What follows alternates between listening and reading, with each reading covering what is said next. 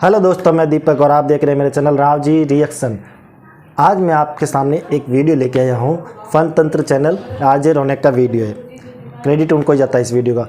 लेकिन मैं आज आपको सामने एक वीडियो लेके आया हूँ जिसके अंदर मोहम्मद शमी, इरफान पठान, मोहम्मद सिराज, इनके ऊपर जो आज के आने वाले वक्त कैसा गुजरा था उस बारे में आपको इस वीडियो के बारे में पता चलेगा। और ये भी पता चलेगा कि पाकिस्तान वाले इन लोगों के ऊपर क्या क्या कमेंट्स मार रहे हैं मोहम्मद शमी जी को लेकर। मोहम्मद शमी जी के बारे में ये बोल रहे हैं कि उन्होंने वो हिंदुओं से डरते हैं, इंडियन से डरते हैं, इसलिए उन्होंने उस मैच के अंदर सजदा नहीं किया। मतलब आप ये पूरा वीडियो वॉच कीजिए, उसके बाद में आपको इस वीडियो के बारे में पूरा पता चल जाएगा मोहम्मद शमी, मोहम्मद सिराज और इरफान पठान के बारे में ये पाकिस्तानी अभी क्या बोल रहे हैं। बहुत ज़्यादा ट्रेंडिंग में चल रही है इस चीज़ को लेकर। तो आप ये पूरा वीडियो वॉच कीजिए, उसके बाद में आपको इस वीडियो के बारे में पता चल जाएगा। हाँ, अगर आपको वीडियो अच्छा लगे तो प्लीज़ मेरे चैनल को सब्सक्राइब करना, लाइक करना, कमेंट में ज़रूर बताना कि आपको ये वीडियो कैसा लगा। ओके, हम चलते हैं वीडियो की और मिलते हैं आपसे वीडियो के बाद में लास्ट में।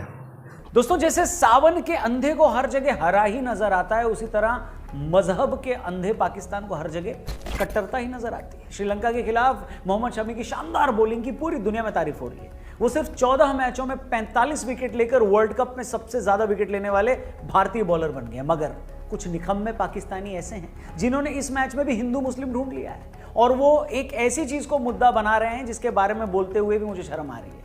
हुआ ये कि लंका के खिलाफ अपना 5वां विकेट लेने के बाद, एग्जॉस्ट होने के बाद, मोहम्मद शमी ने कुछ देर के लिए अपने कंधे नीचे झुका लिए। मुंबई में इतनी गर्मी थी, उनका यूं थकना समझ में भी आता था। इसमें भी कुछ अजीब था नहीं, वैसे तो किसी को नहीं लगा, मगर सोशल मीडिया पर बैठे कुछ चिंदी चोर पाकिस्तानियों ने इसमें भी मजहब का एंगल निकाल लिया।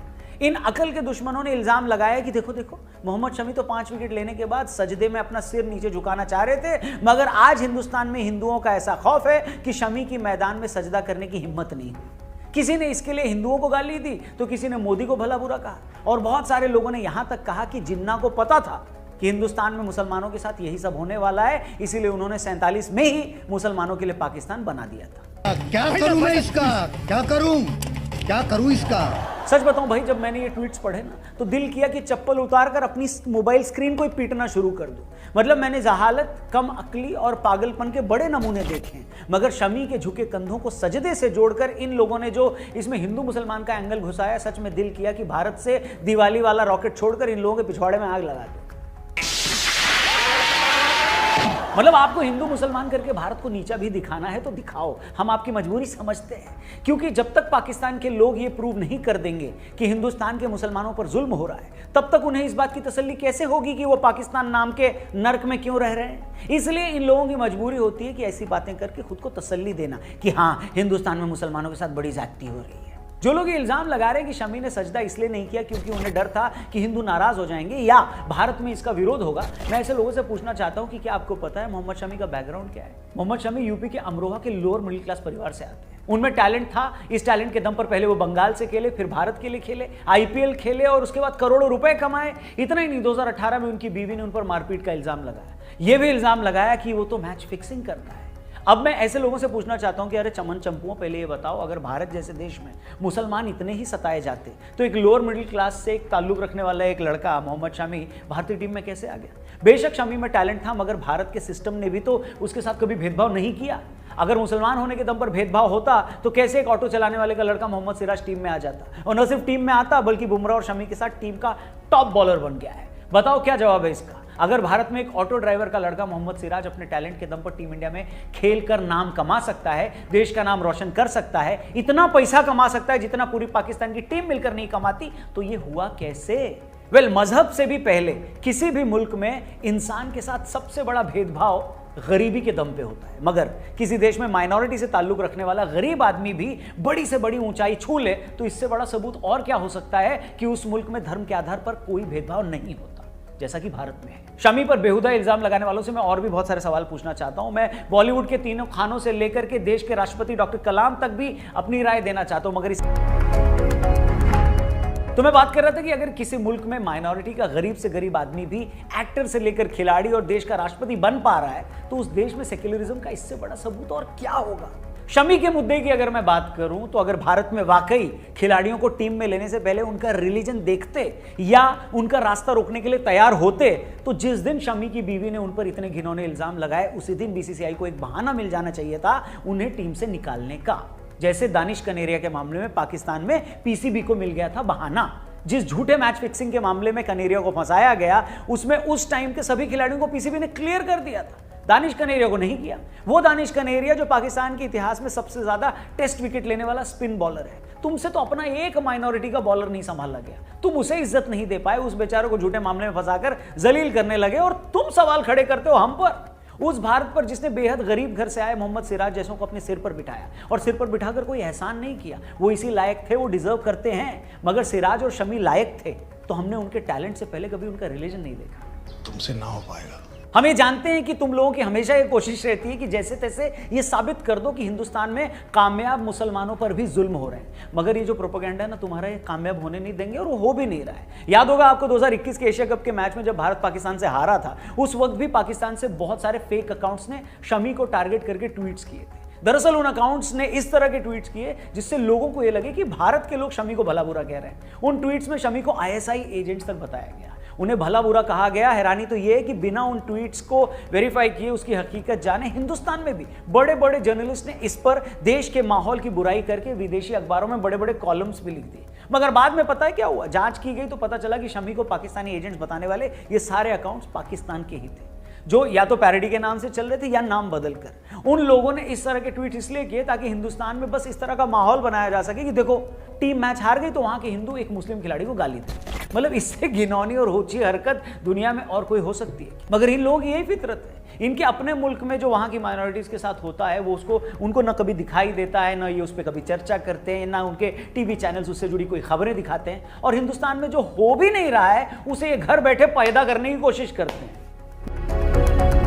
मतलब तुम लोग दिन रात इरफान पठान के पीछे पड़े रहते हो। राशिद खान के साथ उन्होंने डांस किया तो तुम्हें तकलीफ होती है, वो किसी ट्वीट में तुम्हारी मौज लेते हैं तो तुम चिढ़ जाते हो। और हर बार तुम लोग यही कहते हो कि इरफान अपनी देशभक्ति दिखाने के लिए पाकिस्तानियों का मजाक उड़ाते हैं, कहते हो कि नहीं कहते हो? मगर जब इन्हीं इरफान पठान ने गजा में मारे जा रहे बच्चों पर ट्वीट किया तब भी तुम उनके पीछे पड़ गए। ये बोलने लगे कि आप क्यों कर रहे हो, पहले क्यों नहीं किया। कुछ लोग बोल रहे हैं कि उन्होंने ऐसा मुसलमानों को खुश करने के लिए किया। अब गन चेक करो, चाहते क्या हो। बंदा पाकिस्तान की मौज ले तो तुम्हें लगता है हिंदुओं को खुश कर रहा है, गजा पर अफसोस जताए तो तुम्हें लगता है मुसलमानों को इंप्रेस कर रहा है। अब एक ही बंदा एक टाइम में दो काम कैसे कर सकता है? तुम्हें बात समझ में नहीं आती है? ये हिंदुस्तान है भैया, यहाँ पर किसी को कुछ भी बोलने और कहने का और करने का हक है। जब इरफान राशिद के साथ डांस करते हैं या पाकिस्तान की मौज लेते हैं तो ये सब अपनी मर्जी से करते हैं, और जब वो गजा पर अफसोस जताते हैं तो वो भी अपनी मर्जी से करते हैं। अगर उन्हें सच में कट्टर हिंदुओं की नजर में नंबर बनाने होते जैसा कि तुम इल्जाम लगाते हो तो वही आदमी फिर गजा पर अफसोस में ट्वीट क्यों करता? कुछ तो अकल लगाओ। मगर तुम्हारी अकल तो घास चरने गई है। अब तुम भूखे मर रहे हो तो क्या हुआ, अकल तो कुछ ना कुछ चरेगी ना, है कि नहीं? बात तो सही है। अच्छा एक और बात सुनो, ये समझ गए ना तो सब समझ में आ जाएगी। तुम लोग इस बात पर बड़ा खुश होते हो कि इंडिया के तीनों सुपरस्टार खान हैं, तुम्हें उनके मुसलमान होने पर भी बड़ी खुशी होती है। तुम इस बात पर भी बड़ा इतराते हो कि देखो हिंदुस्तान की फिल्म इंडस्ट्री पर 3 खान राज कर रहे हैं। मैं तुमसे पूछना चाहूंगा, क्या एक पल के लिए भी कभी तुमने सोचा कि जिस भारत को तुम मुसलमानों का दुश्मन मानते हो उसी भारत में 3 खान इतने बड़े स्टार कैसे बन गए? बेशक तीनों टैलेंटेड हैं, मगर उन तीनों को मौका भी तो इसी सिस्टम ने, इसी इंडस्ट्री ने दिया जहां ज्यादातर प्रोड्यूसर डायरेक्टर हिंदू थे। जिन करोड़ों लोगों ने थिएटर जाकर उनकी फिल्में देखी और उनको सुपरस्टार बनाया, वो करोड़ लोग भी तो हिंदू थे। अगर हिंदुस्तान सच में तुम्हारे हिसाब से मुसलमानों का दुश्मन होता तो क्या उसी हिंदुस्तान का सिस्टम इन तीनों को एक्टिंग के मौके देता? क्या उसी हिंदुस्तान की करोड़ों की हिंदू आवाम इन लोगों की फिल्में देखने जाती? अगर हम भी तुम्हारी तरह कलाकार की कला से पहले और खिलाड़ी के खेल से पहले उनका मजहब देखते तो फिल्म देखने से पहले ये जरूर सोचते कि भैया क्यों गैर मजहब के आदमी की फिल्म देखकर उसे स्टार बनाओ, है कि नहीं? लेकिन हम लोग ऐसा नहीं सोचते, इस देश का सिस्टम ऐसा नहीं सोचता। तभी तो डॉक्टर कलाम जैसे स्ट्रीट लैंप की रोशनी में पढ़ने वाला बच्चा देश का राष्ट्रपति बन जाता है। क्या तुमने सोचा कि कैसे एक इतना गरीब मुसलमान बच्चा देश का टॉप साइंटिस्ट बन गया, देश का राष्ट्रपति बन गया, जिनकी किताबें, जिनकी बातें आज भी करोड़ों हिंदुस्तानियों को मोटिवेट कर रही हैं? क्या कभी सोचते हो तुम लोग इस बारे में, या सारी बुद्धि दूसरों के नुक्स निकालने में ही निकल जाती है? आई थिंक यही सही है, नहीं? अच्छा, कल ही मैं एक पाकिस्तानी यूट्यूब चैनल पर एक पॉडकास्ट सुन रहा था। कहोगे तो कमेंट में जाकर उसका लिंक भी आपको शेयर कर दूंगा, देख लेना आप। उस पॉडकास्ट में बात करने वाले दोनों ही लड़के बड़े ज़हीन थे। जैसे पाकिस्तान में बहुत सारे यूट्यूबर्स हैं भी। जब मैंने उनकी बात सुनी तो मुझे हैरानी भी हुई और खुशी भी हुई। वो लड़के अपने कलाकारों के बारे में बात कर रहे थे, अपने आर्टिस्ट के बारे में बात कर रहे थे। उनका कहना था कि पाकिस्तान में भी हम अपने कलाकारों की कद्र तब तक नहीं करते जब तक कि उन पर भारत का हिंदुस्तान का ठप्पा ना लग जाए। उन्होंने बताया कि कैसे राहत फतेह अली खान का करियर ही हिंदुस्तानी फिल्मों में गाना गाने के बाद रिवाइव हुआ। हिंदुस्तान की फिल्मों में गाकर ही आतिफ असलम इतना बड़ा सिंगर बना। पाकिस्तानी कॉमेडियन शकील सिद्दीकी भी कॉमेडी सर्कस में आया तो उसका कद ऊंचा हुआ। और आज भी फवाद खान के करियर की सबसे बड़ी अचीवमेंट कपूर एंड सन्स जैसी फिल्में ही हैं। अच्छा, ये मैं नहीं, खुद पाकिस्तानी यूथ बोल रहा है और मैं पूरी तरह से इससे इत्तेफाक रखता हूं। अब जो लोग शमी के सजदे पर सवाल खड़े कर रहे हैं, अगर वो भी ये वीडियो सुन रहे हैं तो उनसे मैं यही कहूंगा कि अपने गाल पर थोड़ा सा एक आध दो चांटे तो आपको मारनी चाहिए। भाई लोगों, तुम लोग अपने देश में तो कलाकारों का करियर बना नहीं पा रहे हो। आज तक कोई फिल्म इंडस्ट्री खड़ी नहीं कर पाए, ना तुम्हारी इकोनॉमी का पता, ना तुम्हारी डेमोक्रेसी का। तुम्हारे कलाकार तक यहां आकर मकबूल होते हैं और तुम हम पर सवाल खड़े करते हो कि हम अपने मुस्लिम प्लेयर के साथ कैसा बर्ताव करते हैं। कुछ तो शर्म आनी चाहिए। बेशर्मो, शर्म करो शर्म। मतलब 3-4 साल हुए सिराज के करियर को, मैं दावा करता हूं कि वो बंदा इन 4-5 सालों में जितना पैसा कमा चुका है, तुम्हारी पूरी क्रिकेट टीम के पास इतना पैसा हो तो मैं अपना चैनल बंद कर दूंगा। इसमें भी अगर मैं शमी का नाम जोड़ दूं तो दोनों को मिलाकर इतना पैसा हो जाएगा कि पूरे पाकिस्तान को गिरवी रखना पड़ जाएगा। और तुम हमें सेक्युलरिज्म का ज्ञान पेल रहे हो। शर्म आती है? या एक आध रोटी के चक्कर में वो भी बेच जाएगा? नहीं। खुद तुम्हारे चिथड़े हो चुके हैं और तुम दूसरों के फटे में टांग अड़ाने बाज नहीं आते। जितना साफ साफ मैंने आज समझा दिया है और कोई नहीं समझाएगा। अब भी सुधरना चाहते हो, कुछ सीखना चाहते हो तो सीख जाओ, वरना बाकी जिंदगी भी उसी हालत में गुजरेगी जिसमें अब तक गुजरी है।